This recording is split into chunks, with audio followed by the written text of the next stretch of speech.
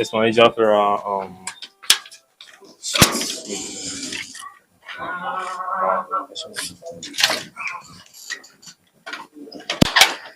So baby girl, let's go. You just want to buy, but what's my own number now? Jim, why we buy just one sweet? I know about my own. Why let's have four? Allow me for. Go méjì go mara. Mo fẹ́ nǹkan tó fẹ́ ṣe ní fẹ́ mi. I only that is I don't want to. Azana, what's really? So why me dey? I'm sure you want to.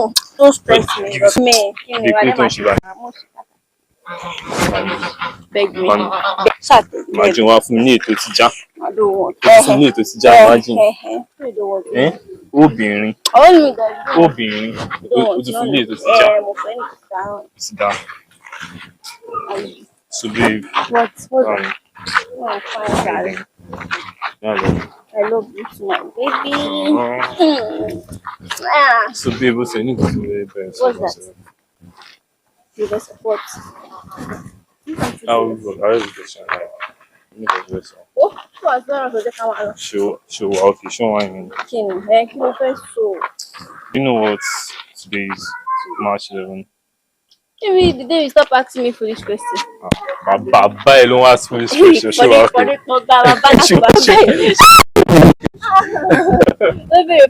Show alright. Why is that my papa? Papa. You play sharp pusher. Actually, like for you. Don't you know today is March 11? So what now happen? Today is March 11. What's now happen? Azana. What's now happen? Don't you know today marks our 1 year anniversary? Really? Oriental. Okay. Sure. I'm a look to us to follow that way. Sure. Are you right? Where's my gift? Azana. I mean now, 5 months ago. Baby, you know I love you. Baby. I love you too. Yeah. Shamje. Yeah, so that's Shamje.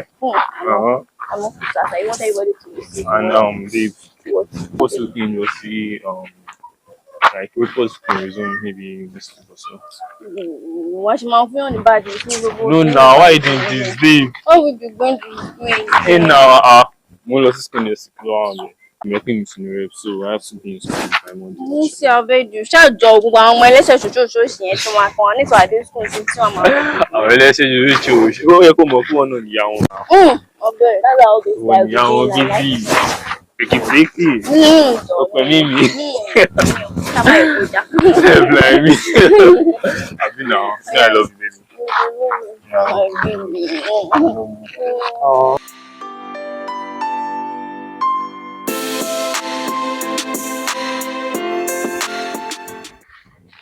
Hi, good afternoon. How you doing? I'm fine. So what's your name? I'm Skyla. So can you please have 5 minutes out of the time? Baminori. Yes. Actually, my name is Tomzy. So, like, do you know why God created you on Sunday? No. Because He wants you to know how talented He is. Thank you. No. So you can just have your number. Sorry.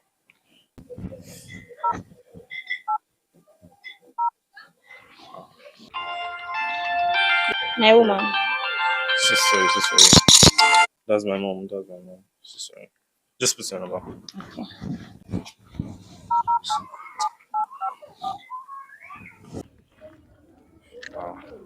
Your name again? Skyla. I like that. Right, no problem. I'm going to call you, okay? Alright. I'm going to talk on WhatsApp. Alright.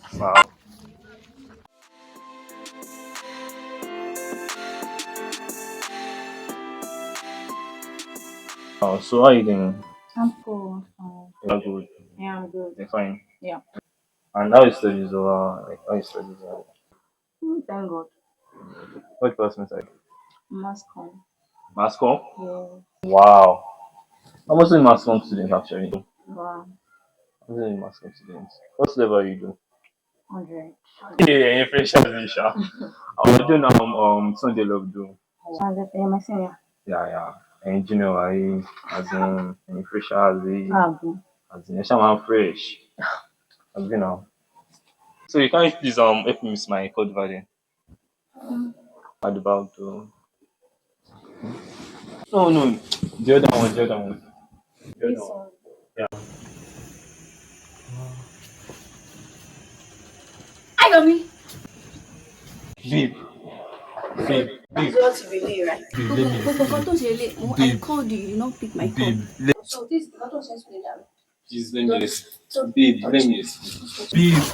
Okay, babe, babe, it's not what I'm thinking. Okay. Babe, John now. What is she like? What am I thinking? She was trying to help me with something. She came for lecture, right? Yes. The lecture they lecture, they buying low right? No, now. Is the reason why I've been calling and you're not picking my calls, right? Azana, babe. Let me make it your schedule. That kiss Araya. No, I wasn't trying to kiss her for it. One no shall real paper me call. For it to shape way. Babe, I mean, you are paper giving me shape. everything. Don't you know I love you. You can go back to her, don't worry. But don't say this will lay away. No, now, babe. Don't touch me. No. Okay, me, don't, Me. babe.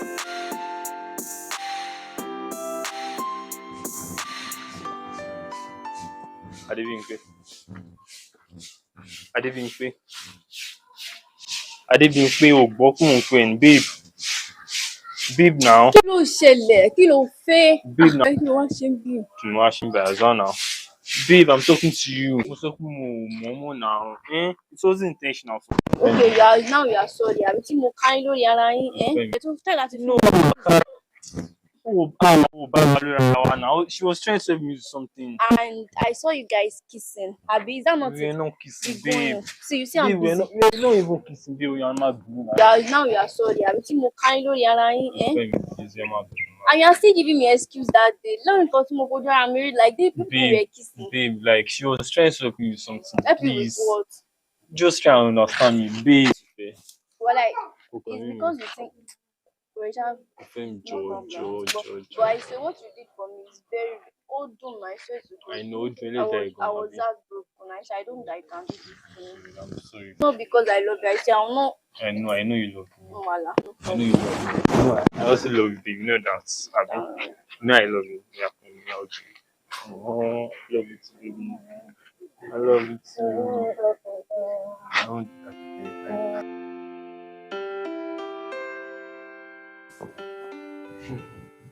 ṣó o ṣìrì kí ló fa gbígbìn òfò rẹ. Wetin dey sup na? Kí ló ṣẹlẹ̀? Èwo ni ṣé òṣèré? Èwo ni wọ́n gbìn? Ṣé wà òkè ṣá?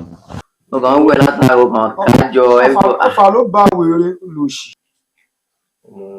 Ẹsẹ̀ ọ̀rọ̀ gẹ́yìn. Ní sùúrù, ṣé kìí ṣe ọmọ bíi pín yẹn ló tún ṣe ń ronú báyìí? Ọmọ oge yìí ti fẹ́ sọ nígà yìí di gbẹ̀rù dání o. send nọ́mbà sí ẹnìyẹn sí ẹ o. Ok, máa text ẹ̀ bọ́ kí ló ń ṣe náà bro? Wetin dey sup? Wait bọ̀ ó bí àwọn àti gé yẹn bóyá ti jọ parí màtà tó wà láàrin yín pé bóyá ó ká ẹ nígbà yẹn àbí nǹkan ṣẹlẹ̀ bọ́ ẹ ti jọ parí ẹ̀ náà ó sọ fún mi pé ẹ ti jọ parí ẹ̀ sórí Inú máa ti parí àyíká sí sóòtẹ̀ out bọ̀ lẹ́yìn ọjọ́ mẹ́ta yìí mo kọ́ ń tún sí pé tí bá ń pè kò ní like fún ikú kò ní gbé kọ́ mi o ó máa gbé kọ́ bọ̀ àwọn tó ipa máa ń sọ̀rọ̀ 20 ìgbà míì ká máa ń sọ̀rọ̀ 2 hours everything kò ti change gbogbo àyàn máa ń sọ̀rọ̀ almost like 2 hours. lẹ́nu dákẹ́ kò ṣáà ní máa change bọ́bọ́ yóò ní level nígà. ok ó kà yín ó jọ rí dídú ìdú ó ti lọ nìyẹn. ó lọ fà ó lè lọ bá ó bẹ ẹyin kí lásán ti kù wá ní ẹjọ́ ìtẹ̀síjọ́ máa ń rò tẹ́lẹ̀ yẹn ló nígà yóò ní level ọ̀rọ̀ yẹn nígà ọ̀rọ̀ yẹn ó lọ fà zero. True, normal. Àjọ wà ní máa wọ̀ àjọ máa ẹ̀ kọ̀ọ̀kọ́ sí mi ò ilé máa rí ẹ báyìí kò kàn máa ká kó máa aago máa fọ̀ á máa mọ bá ṣe máa ṣe. ìta ló máa ẹ̀ bọ̀ ẹ̀ tí bàbá rọ̀ nẹ̀ káàsùn pé mo wà rọ̀ nẹ̀ torí ti ẹni o torí ti ẹni bọ̀ ẹgbẹ́ ẹ̀ máa. Àlè filẹ̀ báyẹn.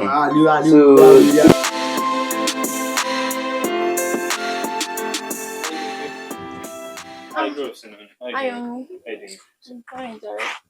It's not him that you're coming before now. Yeah, actually, I actually have some questions. Really? Well, let's sit. So, Come on. So what's that? actually, babe, What's that?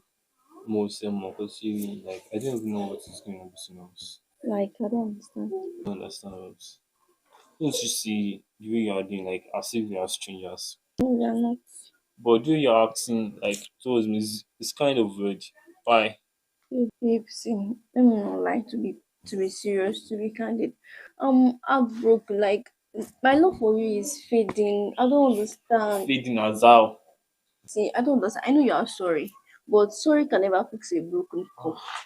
Kò lè ṣẹlẹ̀ láyé. I don't understand. I'm confused right now. I've tried to love you, but I don't even know how I can do it. Like Babe, then let me fix it, babe. Let's fix this, please.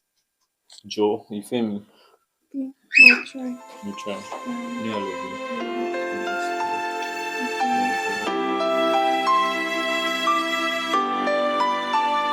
ọkọ àwọn eré ń yarí nítorí mo sọ fún ẹ. Ọmọkọ mi tó wá lọ́jọ́ yẹn boyfriend mi ẹ̀. Olùbírí pé ó wá gan lónìí. Ìfẹ́ lọ́kàn mi dẹ̀ ti ń yọ. Mi kò fẹ́ nífẹ̀ẹ́ mọ́ bí ti tẹ́lẹ̀ mi mọ̀ nǹkan tó ṣẹlẹ̀. Àdìsọ orí ẹ̀ lè pè lónìí. Kí ni kí n ṣe báyìí? Orí mi ò kulẹ̀ pé lónìí náà tẹ́lẹ̀. Mi lè advice ẹ nínú love. Love is a personal thing, like privacy Mo ti stuff. bẹ̀rẹ̀ bó ṣe. And tí èmi bá dá sí nísìnyí, advice mi lè go wrong. Ìtọ́ nìkan. So this thing is just like Yoruba pattern. Bèrè Just go like tó bá ti kọ wájú sẹ wá ta, tó bá kọ ẹ̀yìn sẹ wá ta. Tó bá ti wá kú ìwọ nìkan, kò tó rẹ̀ rẹ̀ pa. Ìwọ ló mọ nǹkan tó máa ṣe. bó lè rọrọ gidi kan sọ náà. Bàbá kí ló wà nílé? Ebi ń pa ẹ̀mí. Oúnjẹ ìgé. Ọmọ ọdún jẹ Gbogbo nǹkan tó bá wà nílé yẹn ló máa ṣe. ṣé àwọn jẹ poison. Ò ní pa mí náà. ọ̀gá ó sì lọ jọ. Padà àti ẹ̀ padà ṣùgbọ́n afọ. Adebimpe mi o Adebimpe mi. Ọ̀rẹ́ mi àfààná. Ó ṣe wá ó tó jọ́ mẹ́ta náà. O ṣe wá sọ wípé o wà ráàánú mo kàn ní kí ìyá náà mo kàn rí ẹ náà. Sórí nǹkan kékeré gan mo fẹ́ rí ẹ fún. Ó dẹ̀ lè lọ fà. Kì í dẹ̀ tún ṣe nǹkan kékeré ní sometimes. Wá ẹni tó ṣẹlẹ̀ ní pé nípa ìwà àti guy ẹ̀ ni. Ìlọ́ ti ń ṣe guy ẹ̀. Àkọ́kọ́ máa gbọ́. Ṣé mi lè ṣe owó bàbá máa parọ́ fún mi ni àbí ṣé wàá ń tan rẹ ni? Torí àkọ́kọ́ ni pé guy yìí embassy mo mọ̀ tó máa ń ní ọ̀sà. Ìfẹ́ ó ti dá àárẹ̀ gan sílẹ̀ sára guy yìí. Kí ó ṣe ọgbẹ́ ẹnu nìkan ló ní wàhálà ò ní ọgbẹ́ ọkàn. Níbi tó lè wèrè olè jẹun mọ́ Ọlọ́run bá ń gbọ́. Sórí sometimes báyìí ẹ̀jẹ̀ yìí tó jẹ́ ìkẹta wa yẹn wèrè máa ń rántí. Màá ní kí ni gbogbo òṣìṣẹ́ ẹjọ́ ń ṣe ṣọ́nà obìnrin wá le tó bẹ́ẹ̀. Ó fẹ́ bí ìṣòro náà tó mọ̀ mí pé mi ò ráyè obìnrin bọ́ tí mo fi rí pé guy yìí I swear to God guy like ẹ̀. Sórí nǹkan kan ni pé guy yìí mo fẹ́ kí kó move closer sí i. Kò sí nǹkan tó lè ṣe jọ má bínú ṣùgẹ́t má bínú mo dẹ̀ fẹ́ kó tán síbẹ̀. Ó yẹ kí wọ́n pé ó conversation báyìí ṣùgẹ́t nǹkan fẹ́ kó tán síbẹ̀. Sórí anything tó bá lè ṣẹlẹ̀ láàrin jẹ́ ká close ẹ̀. Ṣé wọ́n náà ṣú ẹ̀ láwọn love ṣé bó níbi tẹ́ ti bẹ̀rẹ̀ ṣú ẹ̀ náà kó gbé débẹ̀ gbogbo láwa yòókù náà ṣé wọ́n láwa láti fall in love yìí. Àbọ̀bọ̀ yẹn ó dọ̀dọ̀ yọ àárín wa dọ̀dọ̀ yọ lásọ̀. Ṣé ti gbọ́ jọ so ẹni àṣà ṣe get má fi pé ìbẹ́ fún kankan wà bọ̀ ṣọ́ wà ní sìn mí ní ṣáàṣì rí Adébímpé ayọ̀ rẹ̀ rí ìyànà bébí. ẹ̀ẹ́dẹ́ kọ́ lẹ́yìn ìgbà yẹn. Nígbà tó ní kẹ́ gbára lọ sọ́dọ̀ gẹ̀yìn àwọn ti ló wọn wípé lọ fànà kò ti lọ sọ́dọ̀ ẹ̀. Ààrẹ ṣe máa ń gbóná bí ó jẹ́ káàmù wèrè ó ti ń retí good result dáadáa náà yàn dáadáa sórí mo ṣe ń tìbí kán bọ̀ mo ní ìmàjẹ kí n yà sọ́dọ̀ ọ̀gẹ́ ẹ̀ yìí pé kí n bá sọ ọ̀nà tó so mo ṣáà bá reason so mo gbé bẹ́ẹ̀ pé báyìí mi ò mọ̀ pé normal náà tí wàá ṣe pé bó ṣe jẹ́ náà wọn náà máa ń wojú mi bọ̀ ẹ̀jẹ̀ mi náà ní ẹ̀ kò sí nǹkan tí mo fẹ́ ṣe so mo ṣáà mo ti bá a fó ṣe ti ẹ̀ bọ̀ fọ́múlà tá a máa lò yẹn gan ṣọ́n kó sọ fún mi pé bẹ́ẹ̀ dẹ̀ súnmọ́ tòsí ṣùgbọ́n ṣé tó bá dọjọ́ bẹ́ẹ̀ dẹ̀ mo fẹ́ ká ṣe lọ́wọ́ kan màá sọ pé ó rẹ̀ something like màá sọ pé ó rẹ̀ you get màá ní guy yìí sí kí o gangan báyìí kó lè wọ mi sì ẹ̀ torí gbogbo ọ̀rọ̀ tó sọ olóhùn ṣáà máa change you get so máa retí ẹ̀ ìjọ yẹn ṣá tí wàá ti wá dé you get as máa set everything you get like something like sure ó bá so tó bá kàn ti dé báyìí pa máa lock up you get so ìgbà yẹn wàá mọrú ìfẹ́ tó ní sẹ́ bóyá ó máa rush àbí kò ní rush mo dẹ̀ sure tí kẹ́hìn ṣe wà yẹn àárín 10 to 20 minutes kò síbi tó lè wà bí dáa rush dé so anyhow so keep to date o so get So tó bá yẹ jẹ́ I'm so really grateful. kí lájọ wà fúnra fún bọ̀ má ṣe bí dọ̀dọ̀ mọ́ o tó ti yẹ wọ́n náà máa wáyé and then mo fẹ́ fún ẹ fọ́múlà kan ìṣẹ́ pé kó má base lórí ẹ o but at times yẹn máa ní portrait cancer kó jẹ́ kó yẹ pé báyìí lọ. ẹni ọmọ rẹ bí ọyá náà.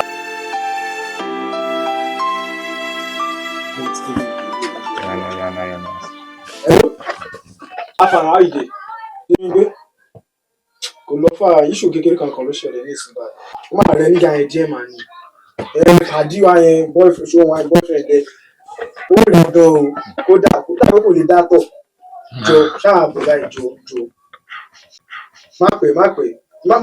má rọ ṣùgbọ́n kọ́kẹ́ balẹ̀ o ṣó get ọ̀rẹ́ má pẹ́ kó mọ̀ pé mi ò ráyè mi ò lè táyà ìwọ fànà ọmọ ẹ ó gbéṣẹ́ fún mi ó ní mi ò jẹ dáa báwo ṣe yẹ jẹ. ọmọ rẹ ní ọ̀rọ̀ máa jẹ. With that coming.